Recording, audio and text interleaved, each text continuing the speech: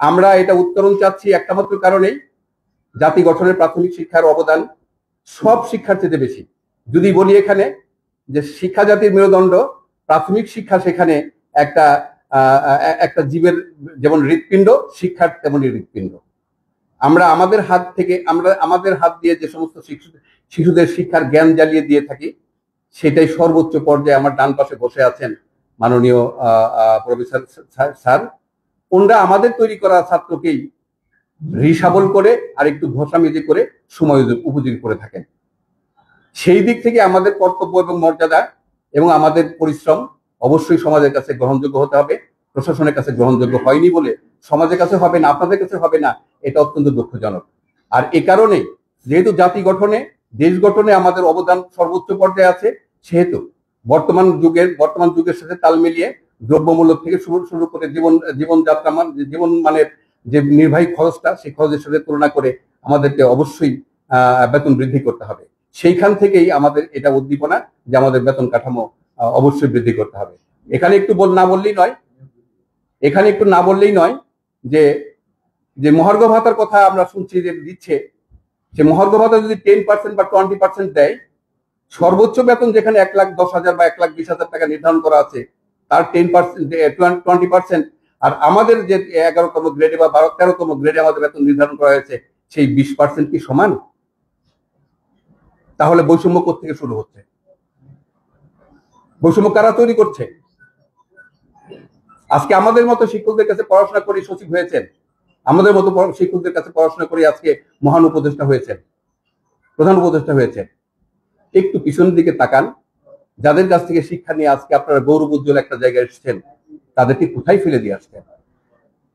তাদেরকে কাছে টানেন, শত চেষ্টা করেও পারবেন না।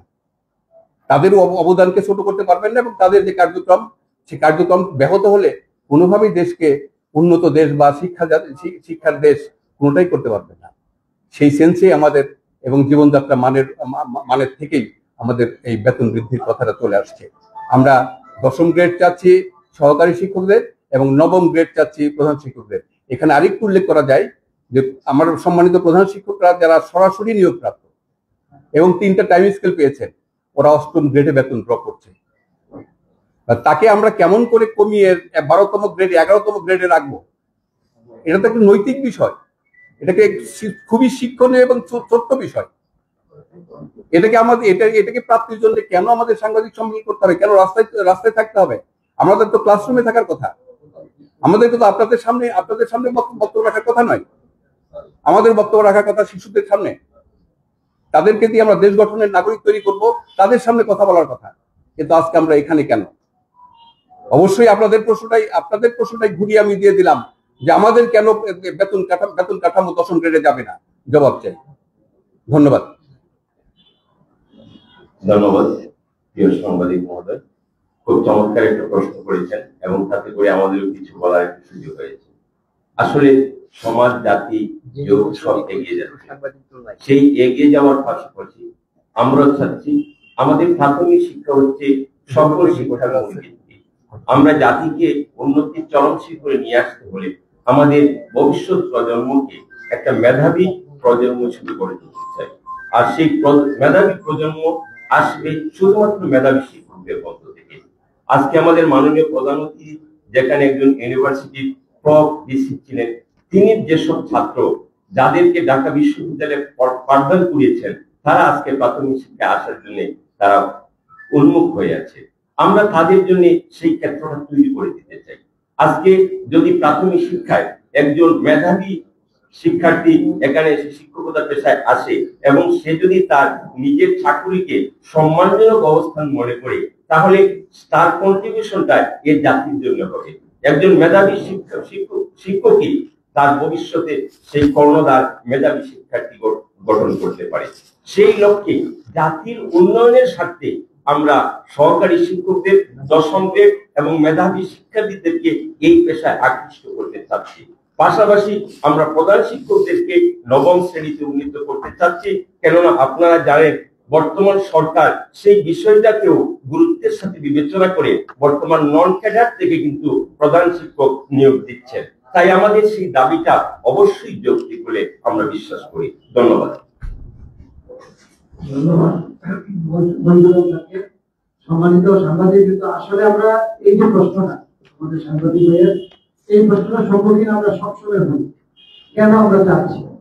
আমাদের পূর্ববর্তী বক্তার বক্তব্যের সাথে আমি একমত পোষণ করে আমি যে পয়েন্টটা বলতে চাই সেটা হচ্ছে আমাদের প্রাথমিক ও গণশিক্ষা মন্ত্রণালয়, আমাদের পরীক্ষণ বিদ্যালয়ে শিক্ষক শিক্ষিকাদের যোগ্যতা, তাদের যোগ্যতা হচ্ছে স্নাতক পাস, কিন্তু আমাদের সরকারি প্রাথমিক বিদ্যালয়গুলোতে মাস্টার্স এবং স্নাতক পাস আসছে, কিন্তু ওদের দশম গ্রেড ওদেরকে শুরুতেই দেওয়া হয়। সেই জন্য আমাদের একেবারে রকান্ত আমরা পাওনা দিই। আমরা একই যোগ্যতা সম্পন্ন একই ডিপার্টমেন্টে চাকরি করে আমরা কেন দশম গ্রেডটা পাবো না? সেই জন্যই আমাদের সরকারি শিক্ষকদের দশম গ্রেড আমরা দাবি করছি, এবং এটা আমাদের ন্যায্য দাবি, যৌক্তিক দাবি, এবং এটা আমাদের পাওনা। ধন্যবাদ। আরেকটা বিষয় আমরা গত কয়েকদিন আগে বাংলাদেশের প্রাথমিক বিদ্যালয়ে যে কর্মসূচি দেখলাম, এখানে আপনাদের সংবাদ সম্মেলনে দেখলাম যে দাবিগুলো মোটামুটি তারা একটা বড় প্রোগ্রাম করলো। আমি বলছিলাম যে তাদের সাথে আপনাদের প্রতিরোধ আছে, কিন্তু আপনারা বিরোধ করে একই দাবিতে আবার তারা প্রোগ্রাম রাখছেন, আপনারা একই প্রোগ্রাম। ধন্যবাদ। আমাদের সংগঠনটার বোধহয় রেজিস্ট্রেশন নাম্বারটা দেখেছেন 1993 সালে,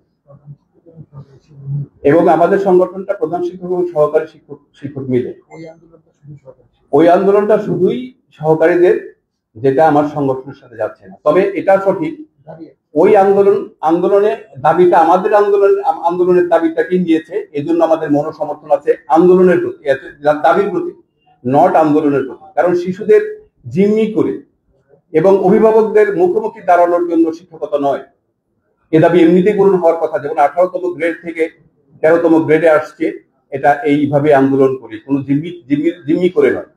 শিক্ষার অবমূল্যায়ন করে বা শিশুদের জিম্মি করে আমার মনে হয় এটা যুক্তিসঙ্গত। Immigration to Canada.